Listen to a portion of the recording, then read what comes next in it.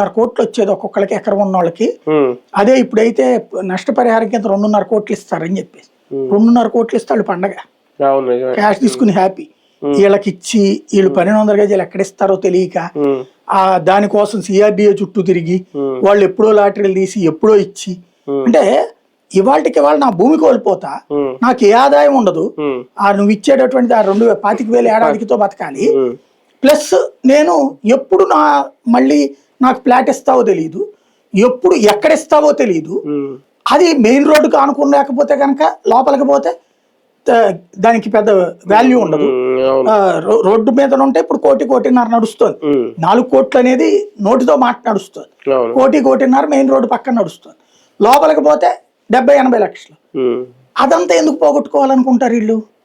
అంటే ఓన్లీ వీళ్ళకే ఇబ్బంది. ఇప్పుడు మెయిన్ రోడ్ దగ్గరలో ఉన్న పొలం, ఇప్పుడు లోపల ఎక్కడ ఉన్న వాళ్ళకి ఎక్కడే వచ్చినా ఆల్రెడీ ఇస్తానికి ముందుకు వచ్చారు కూడా, రోడ్డు పక్కన వాళ్ళే. అలాగని వాళ్ళకో రేటు వీళ్ళకో రేటు ఇవ్వలేదు కదా, ఇవ్వాలి కదా.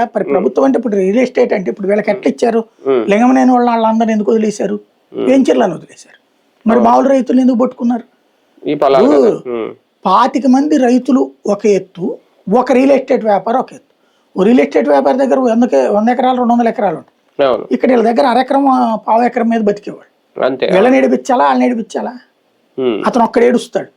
ఇక్కడ ఎంతమంది ఏడుస్తారు కుటుంబాలు? ప్రాక్టికల్ గా ఆలోచిస్తే, నైతికంగా ఆలోచిస్తే